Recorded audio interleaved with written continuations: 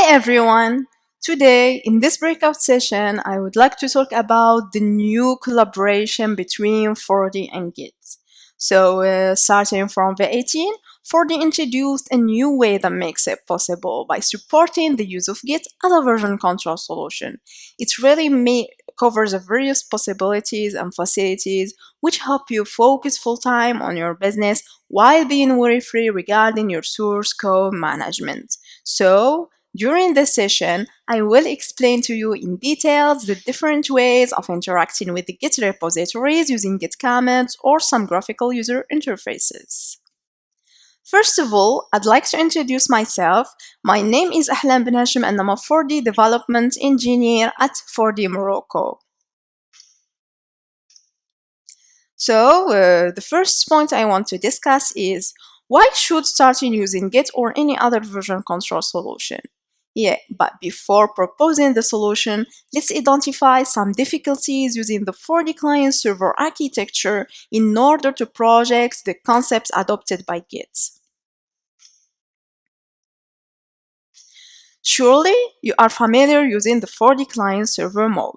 You write code on your project and you need tracking changes of all the modification made during your development process. Based on the 4D client server mode, by default, how do you keep track of all your changes? Imagine that you are a developer in a team, you develop in another one, then there is another developer who tries to change your code.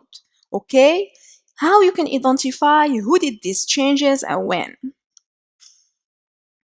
As you know, 4D and 4D server automatically manage databases by preventing user conflicts. It's based on the locking concept, but how to work together without looking each other. You know that two persons cannot modify on the same mirror or the same form at the same time in 4D.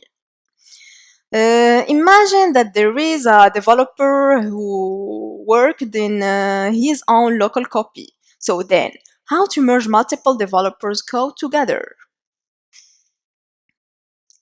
My colleague asked me to send him an extract of the database.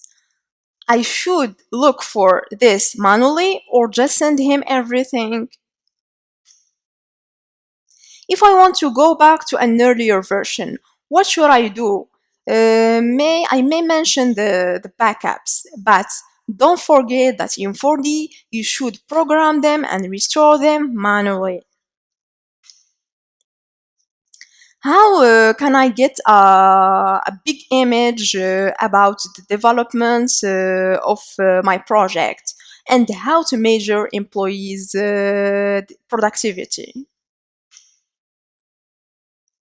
Imagine that you are on the move, you are not connected to the server, so then you make a lot of changes. How you can send your modifications to the server automatically?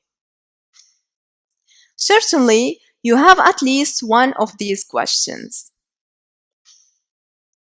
Now, let's have a look to some scenarios. I will start with the first example. So we have Tom, Kim and Henry working in a team and they want to work on the same project.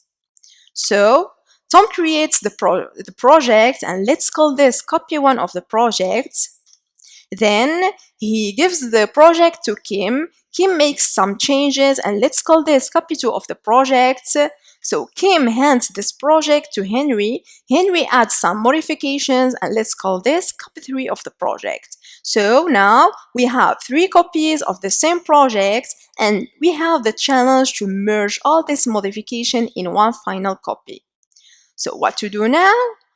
The next step is Henry makes his changes and sends his project to Kim. Then Kim merges her changes and sends it to Tom. And finally, Tom merges his changes, reviews and maintains the final copy and should distribute this copy to all the team members. So as you can see, this is a very manual approach. Yes, it's possible to work manually, of course, but imagine that Tom has a lot of tasks to do, and all the time there is Kim and Henry who send their modification, so it should identify the changes, then maintain a final copy, and fix if there are some bugs during the migration. So it's repetitive, it's a highly inefficient approach, and error prone. And finally, it's time consuming because it requires energy, and more than that, it should be planned as a task. So, what to do now? We have another solution. They can put or they can use a common machine, so they can put a single copy of the project on the remote machine and connect it using the 4D server, and then the three members connect via 4D client and work on the project. But again, this approach has another side of challenges. First of all, only one person can work at a time in a special mirror or form. Yes, of course, because it's based on the locking concept. Only the user who is modifying the mirror or the form who is sees as unlocked. So assuming that there is a developer who wants to make a very small change in order to unblock such situation, he is obligated to wait for the person who is locked the mirror or even call him in order to exit and make this modification. So it's hell for developers. Then, we still cannot maintain any change history. Yes, if I worked on a mirror, once I left, there is another person who changed my code. How can I identify who did these changes? So we can say that we can write comments, but in most cases we don't, especially if there is some critical changes. Then we cannot revert to an earlier state. Yes, you can tell me that there are backups, but don't forget that you have to program them and manage them manually. You have to take the backup, restore it, and then reconnect the application to the server, and all the clients will reconnect in order to work on the application. So it's based on the manual restore. We will have to maintain multiple copies. Yes, the administrator must manage the several backups copies by structuring them by such date, such modification. So if he wants to go back to an earlier state, it's very complicated to look for a specific version in the right folder immediately. So again, it's manual, inefficient, and time consuming. Here we have the same scenario. So this is the 40 client server architecture. We have three clients connect to our 4D server, our centralized server remotely, and it's still not very efficient. So we are back with the same problems. What to do now? Normally, we need a solution which can manage all our versions automatically. The answer is using a version control system like Git. Git brings us a new way of version management that could be the solution of all the problems that we mentioned earlier. And here we have a very quick benchmark between binary and text files. Because Git with text files, you can see what the actual difference between two versions. It can simply identify the changes by character. So as you can see in the right capture, we have here in the line 16, it's exactly highlight the line where you made your change. So the new one is in red color. So we have 200 modified by Kim, and then we have the new proposition 300 modified by Henry. But let's see exactly why shouldn't push binary files to Git.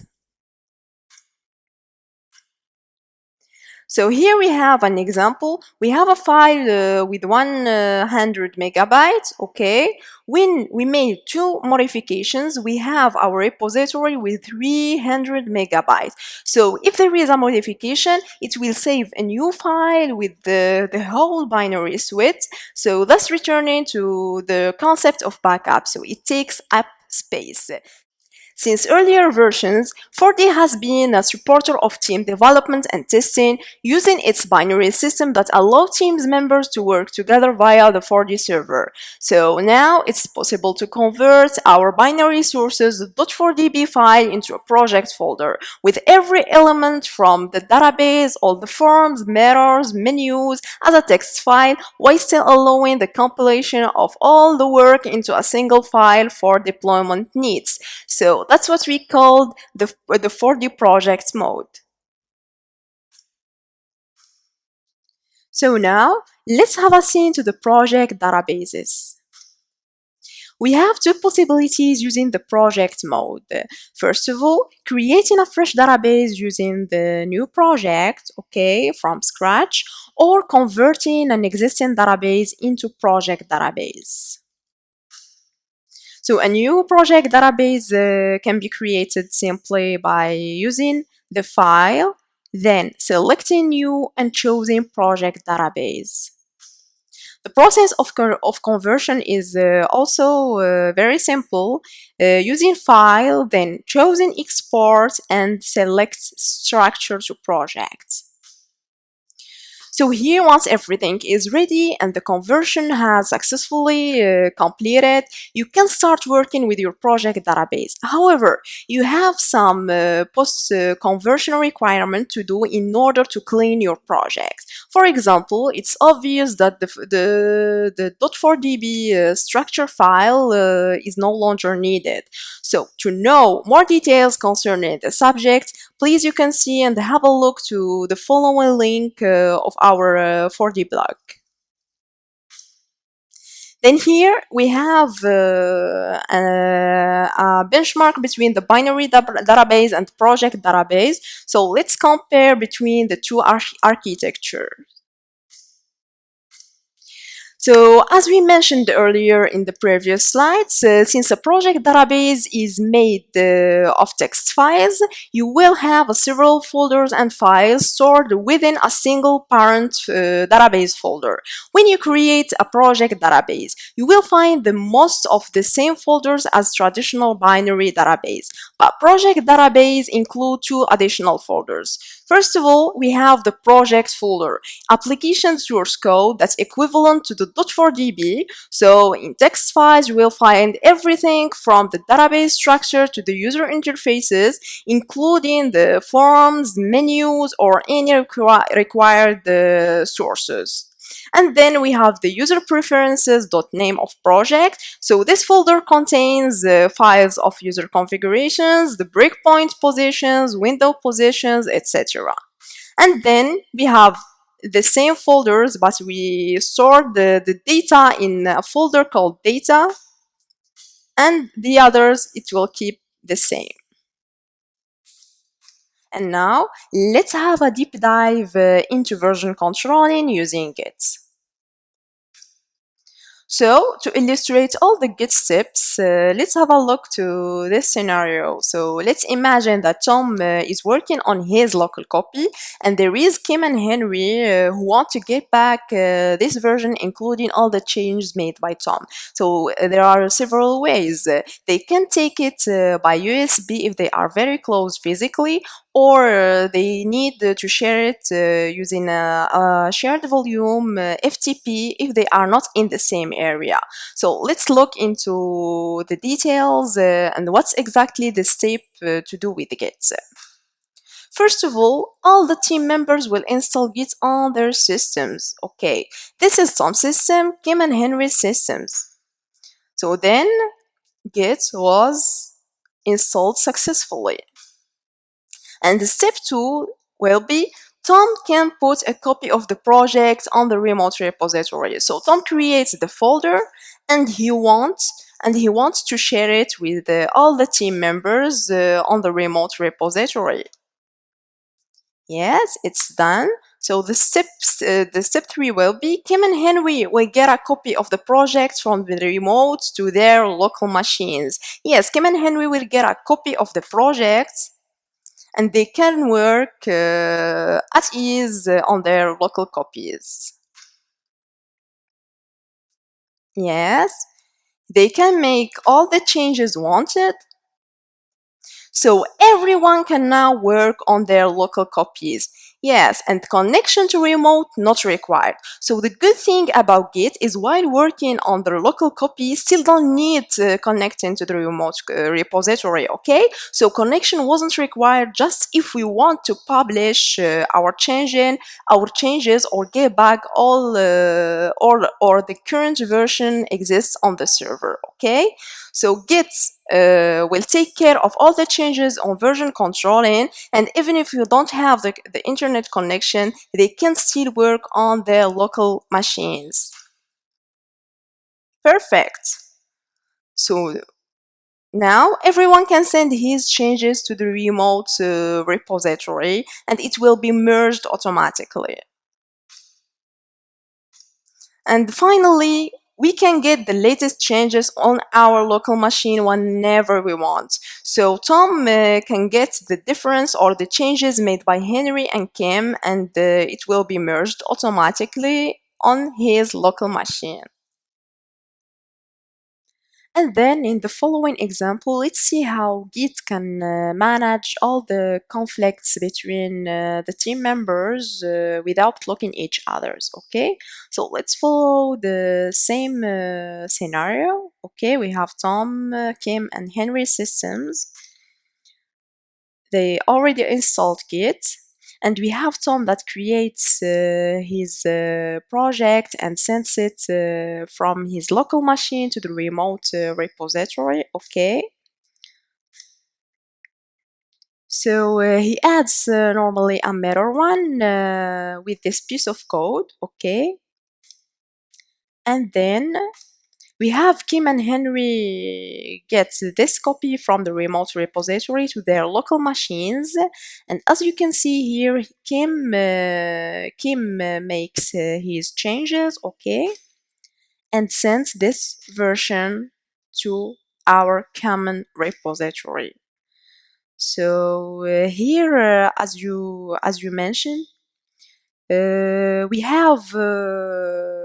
we have placed normally 100 to 200, okay, and adds this handled errors, okay.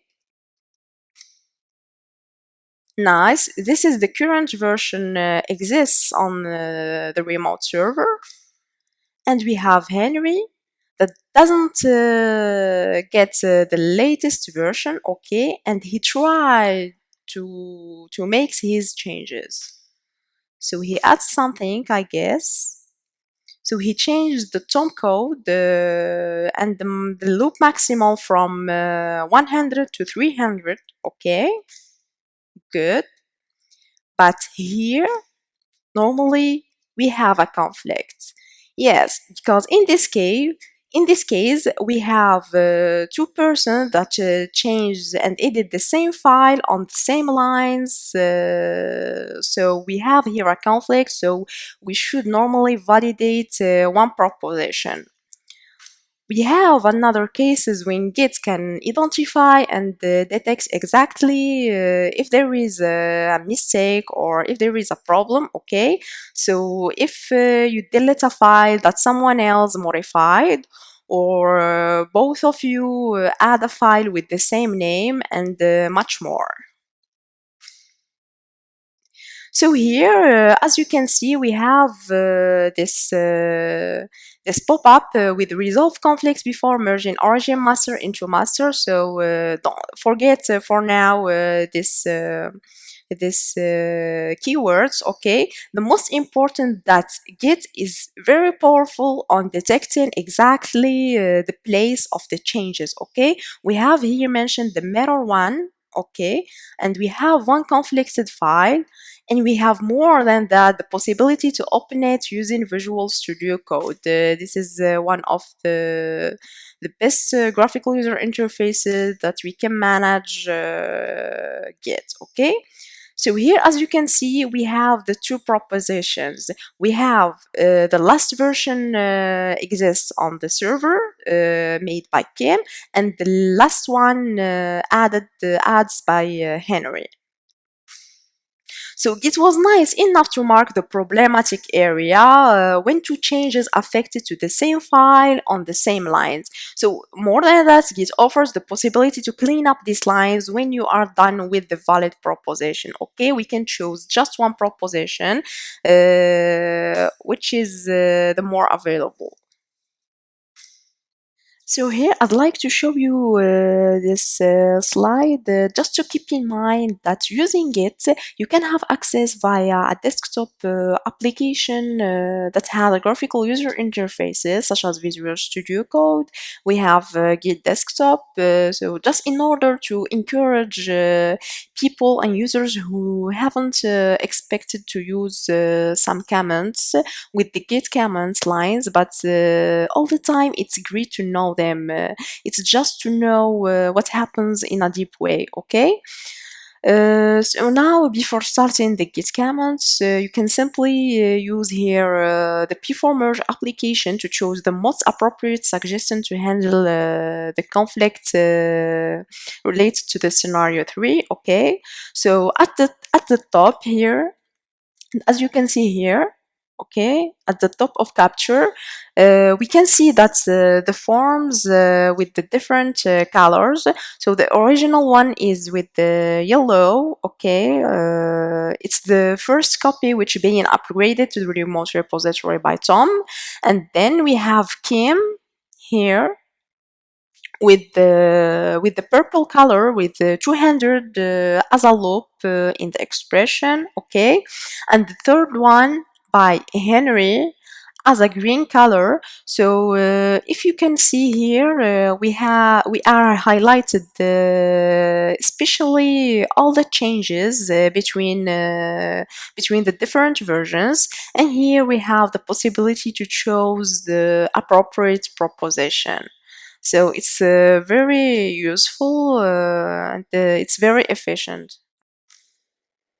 So here we have some extracts of changes history made by Kim and Henry. Okay, here we have the author. It's my account because I'm doing all the manipulations in the simulation. Okay, here we have the number of changes files. Okay, we have all the changed files counted here in this place. I'm using GitHub desktop, okay, and we have this little description. This is a message or a talking message that mentioned the major modification made, okay. And then we have two colors, the red and the green one. So in case of modifying the same line at the same file, we have the two proposition, the old one with the red color and the newer ones with the green color, okay? So Git history is very important. So as you can see here, by doing a git command, we can see our log, our history. Okay. So here we have three changes which are identified by a hash code. It's underlined. Okay. So this is a commit underlined by a hash code. This is the author. Okay, and the date exactly when we did our modification. And this is the message that we talked about in the previous slide. If you make a small mistakes or big ones, sometimes we can have like the situations, okay, how we can get back to a specific version. So Git offers one-click rollbacks and reverse. So thankfully Git comes equipped with all the commands that allow to fix our mistakes. So we have the possibility with only one Git command to go back to a certain version by specifying just this identifier, this hash code. So if you need to undo your changes, it offers one-click rollbacks and reverse, and it's very simple. So resistant changes, yes. Keep in mind, please, that the validation of changes is reversible using Git. Better to put some token messages or small description of the big tasks done, just to revert back to the previous versions in a very easy way, okay? In the next step, we'll take a deeper look at the basics, Git comments and keywords, and the whole versioning process, okay? So we are going to reuse our diagram with the same scenario in order to continue with the same workflow that I have already shown in the previous slide. So before Tom sends his changes normally, he actually needs to create a local folder detectable by Git. So we can initialize our local repository using Git init. So that's what we called a workplace. So any changes he makes are detectable by Git. As long as we have created our local repository and our local workplace, there is a second step. This is a commit. So what's a commit? Normally, if we have an Excel file or Word file, we can just click on Command plus S or Control plus S to save it. But it's not enough to save our changes in the Git history, okay? So in order to take these changes into the remote repository, we should make a commit, okay? And then you can publish this modification by publish them remotely using the push. So this push is actually sending everything that's already validated on our local repository to the remote volume. But please keep in mind that the commit is used to validate the changes locally, and the push is sending off all our local repository to the remote repository, okay? Now, we have Kim and Henry that receive the folder without needing to an FTP or anything else, okay? So by executing the git clone normally is saving the project to a local folder that will be accessible by Git by default, okay? Beware, in the remote volume there is only one copy, so Git merges the changes from all the developers, and there isn't we cannot have some conflicts. So here Kim and Henry makes some changes, so we should normally validate our changes by having and executing a git commit, and then we can just send our modification by a push, okay? Contrary Atom, who already has a base version, and he will make a git pull in order to recover only the changes made by the three other developers, okay? So here there is a benchmark between the three commands because a lot of people have confusion, okay? So just keep in mind that normally to specify exactly which folders, which files that we will be detectable by Git, we use a git add before the git comment. So the git add adds files to the git index for files prepared to be committed. So we identify the files and the folders that we want to follow in all our changes, and then we have the git commit that adds all the current changes on our local repository. So we validate our changes to add it on our git history, and then we have the git push that sends our changes to the remote location, okay?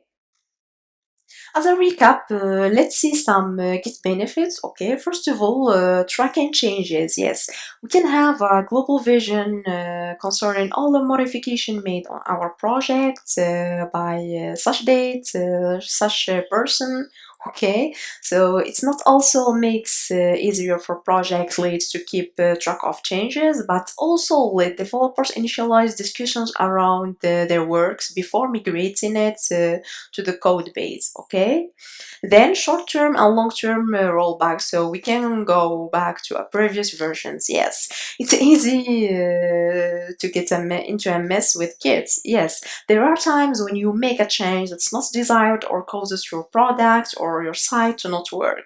Other times you forgot to include a certain change or made a mistake in your commit message. Yes, in this situation, it's common to want to roll back or undo a change made by you or your team. So it's very simple with Git. You can just go to your history and choose your modification, and with just one command, automatically you can go to the earlier state. Okay, without going looking for the right version and restore it manually. Then branches and merge, the multi-version development. Yes, merge all our versions automatically and resolving conflicts by choosing the right proposition. Git is very powerful on that point. So we can identify exactly when we have all our changes. Okay, we can identify if there is some conflicts. So it's good. And finally, flexible and efficient. We can develop everywhere, and it's flexible. Each developer gets their own local repository and complete with a full history of commits. Without connection, we can develop on our own local machines, and then we can send all our changes in an easy way, and it will be merged automatically to the server. So the fourth step in this presentation consists on collaborating with GitHub, okay? But what does mean GitHub? Maybe it's a very complicated matter, but no, please keep in mind that we have already worked with it. It's just our remote repository. So GitHub, it's one of a lot of choices, okay? It's gonna be our internal server. GitHub is a code hosting platform for your Git repositories, okay? It's a very popular software development version controller using Git. The most important that we are implementing the Git architecture, okay? And GitHub offers a lot of advanced functionalities such as CI/CD, okay? You can have a look then to all these advantages. So now in this section we have the demo collaboration with GitHub. Normally it's planned to be in an interactive way, okay, but unfortunately with the current situation. But please try to answer and to get the right command before showing it, okay? So now let's continue with the same scenario that we started with it, okay? We have Kim and Henry with their local repositories, okay? And Tom normally is hidden. Tom creates his own repository, okay, and develop two modules, two features, module 1 and module 2, and then sends that version to the GitHub repository, okay?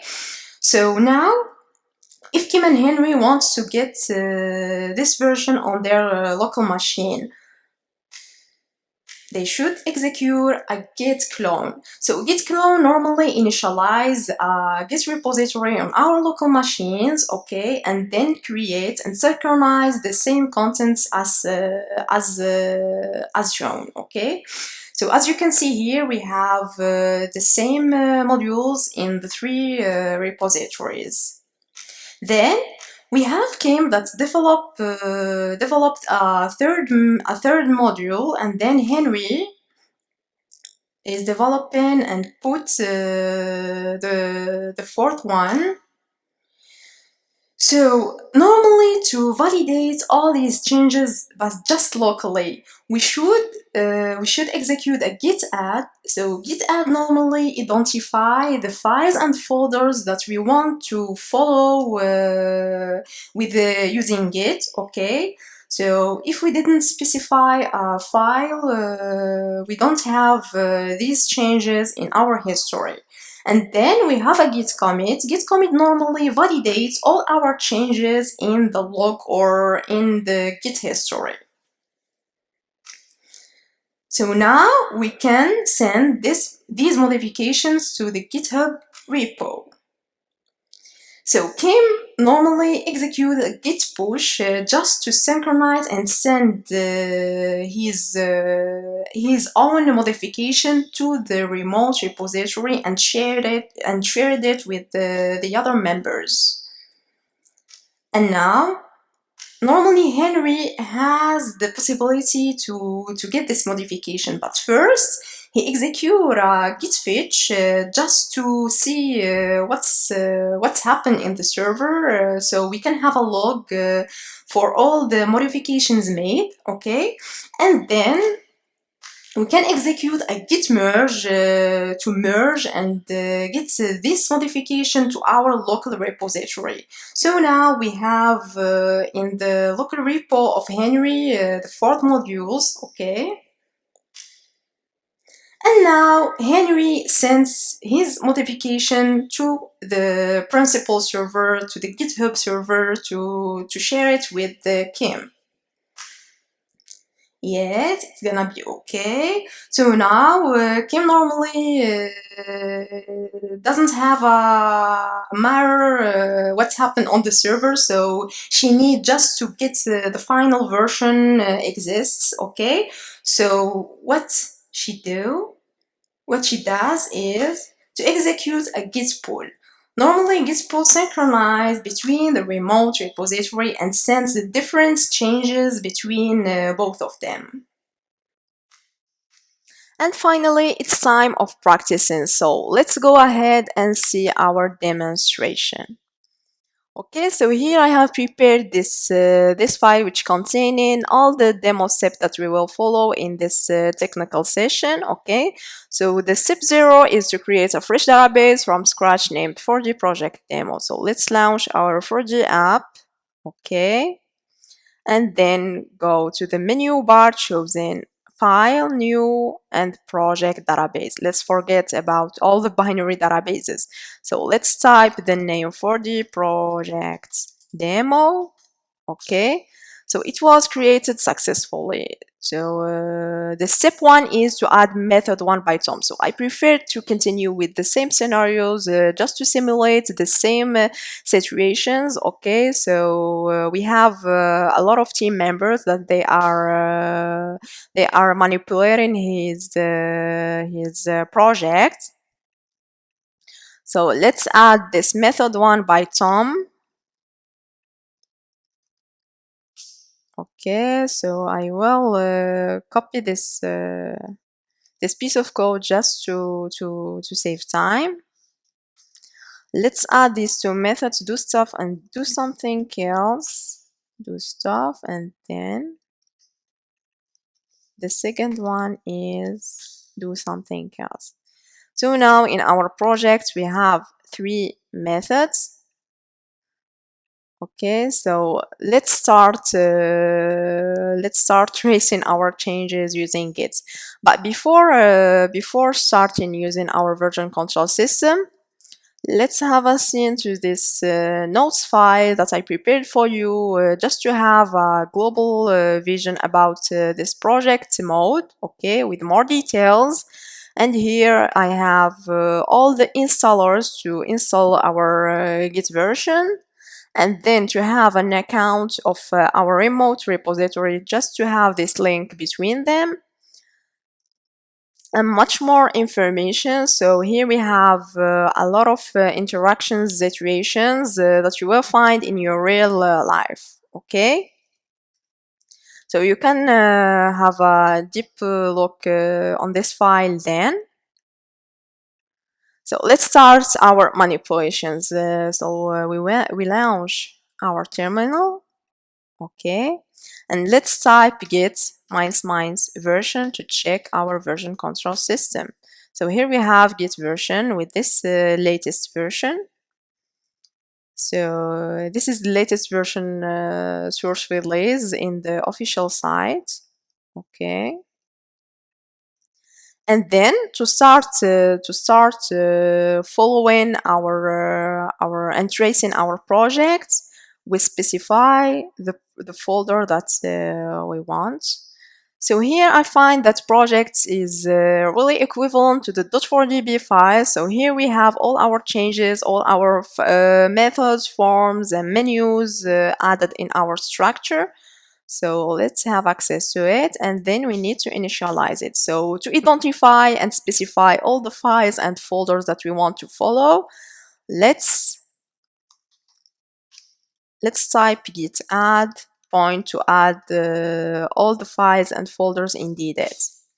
But as you can see here, we have a fatal error, not a Git repository or any of the parent directories. So as we mentioned in our presentation, we need normally to identify our workplace. Okay, we say to Git, this is your folder, so please can you track all these changes. So let's initialize it using git init. And now it's initialized successfully because we have initialized empty git repository.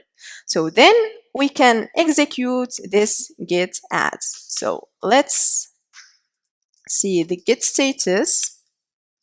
Yeah, so all the changes here to be committed, so it doesn't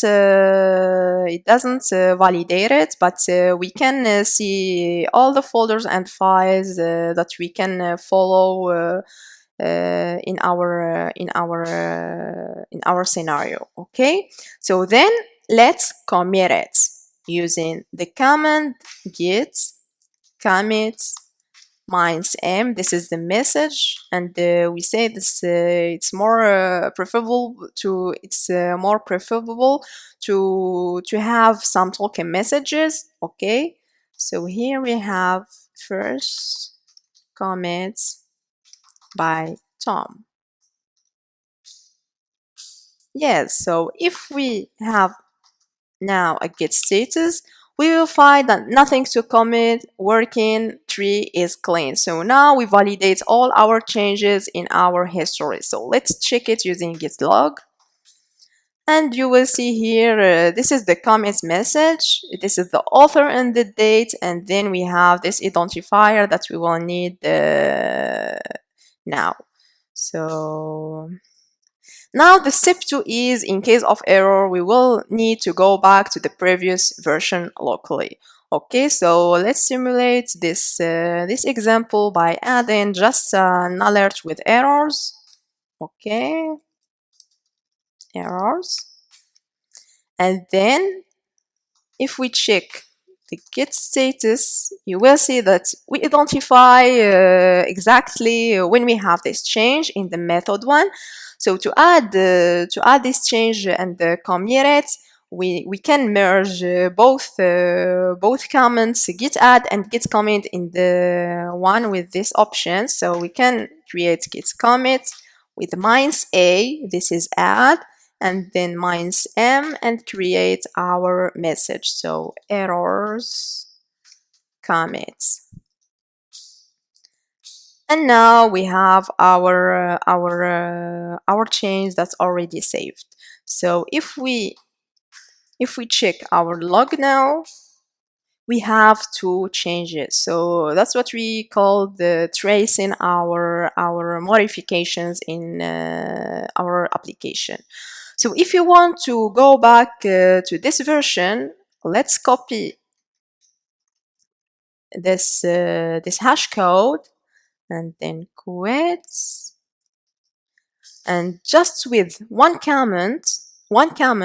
Okay, let's mention this finder here just to see the difference. Here we have the alert with error, and then if we type git reset hard to have this modification in our application and not just in our log file. Okay, so it's explicitly. Then wow, so is now at this first commit by Tom. So as you can see, it's hidden. So this is our first modification made in our project. So now let's have this link between our local repository and our remote repository. So to do this, let's check our remote repository account. So here I have already created my account Ahlam Benhachem, and then let's create a remote repository. So plus then remote repository. So let's keep the same name for the project demo.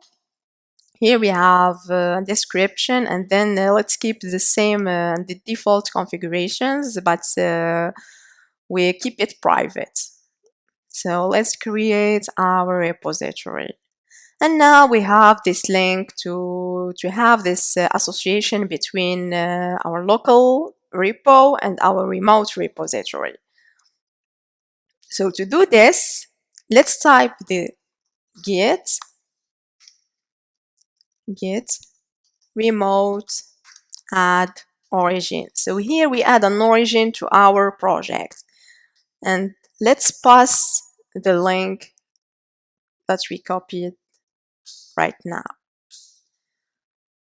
So to send all our modifications normally to our remote repository, let's do that by typing the git push origin master. Just keep in mind that master is the principal branch in our local and remote repo. So here I should enter my local machine password. Okay. So here.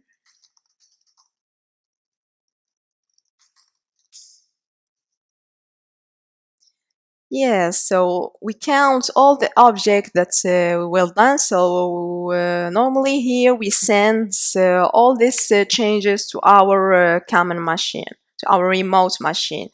So let's check it and actualize this. When we refresh it, you will see that we have this first commit by Tom. So let's check our sources, methods, and then we have the method one with the same content. Great! So now the step 3 will be make some changes by Kim in method 1 as below. Okay, so let's use now a graphical user interface in order to make these changes. Okay, so let's launch our project demo, exactly the project folder. Okay, with the Visual Studio Code. And here in this area, okay, it's not launched, I guess. Let's relaunch it. Yeah, and now here in this area, we can see all the changes and all the modification made. Okay, so then let's go and change the method one, but the best editor for all our methods is using our for the Explorer. Okay, and our for the editor. So let's add this scope of code. Okay, here I normally came just try to handle a case of error. So let's add this method, handle errors. And now we have method 1 with this modification. So let's see if it's targeted by the VS Code. Okay, so here this is the new one added, the new method added, and this is the scope changed by Kim. Okay, so to see the difference between the two versions, we click on the method one, and we will see all these modifications. So to send now this change in our remote repository, simply on clicking here and type in a message. So let's try to do a commit by Henry. Okay.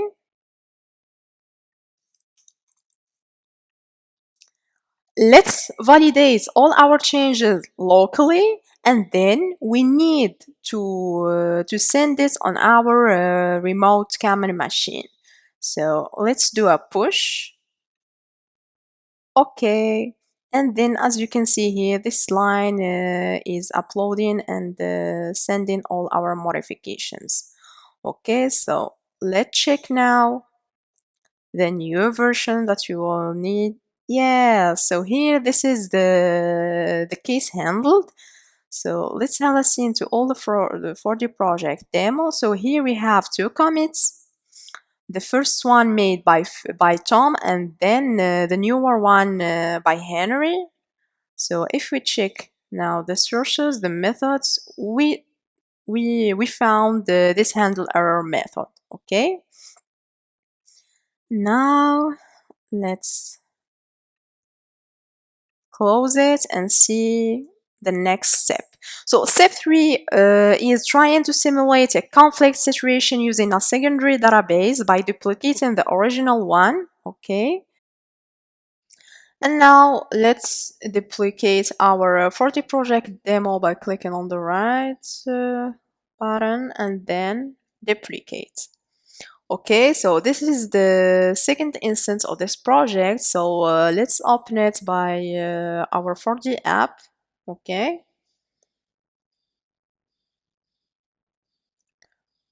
Once launched, okay, just you don't. So this is the original one. Let's close this one too. And this is the duplicator one. Okay, so here we have the two versions. So we'll simulate that there is two persons who tries to change the code at the same time and in the same line.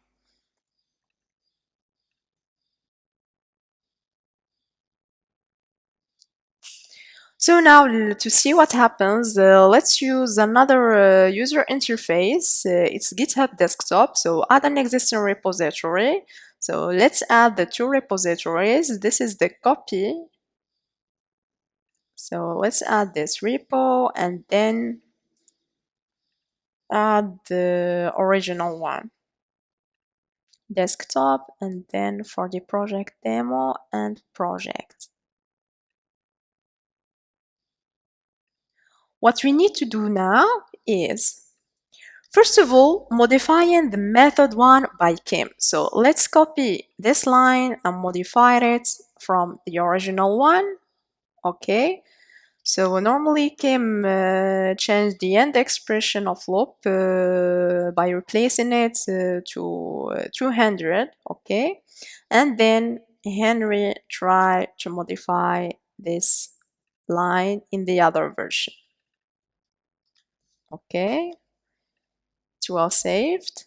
And then let's see if the GitHub desktop and our version control system identify these changes. Yes. So here this is the modification made by Kim. So we have the old version with the red color, and then the newer one is with the green color. Okay. So let's go and send this modification to our remote server. So this is commit changed method 1 by Kim. Okay, so commits to the master and then push to the origin. Push is to send all our modifications, so we synchronize between the both versions, all the local changes sent to our remote repo. Okay, so let's check if this is right. So yes, commit changed by Kim. You see here that we have in place of 100 we have 200. Okay, now Let's do the same thing with the other project here. When we have Henry that modified this line and change it by 300. Okay, so when we try to commit, change it, method 1 by Henry.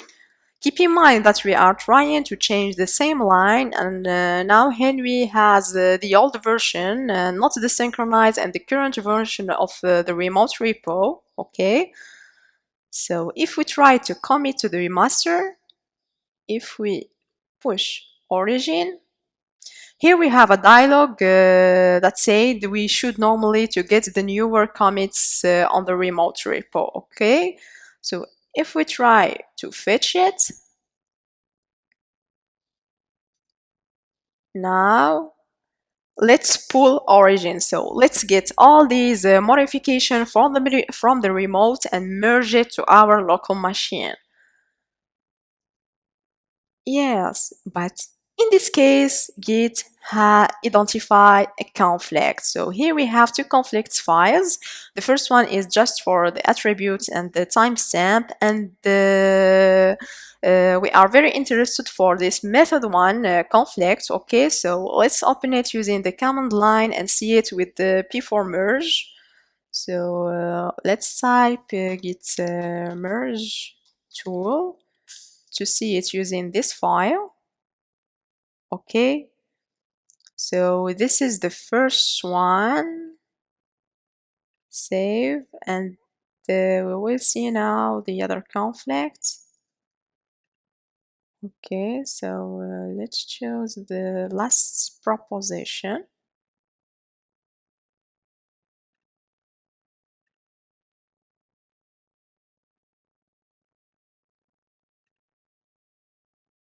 And now we have the other conflict in method one.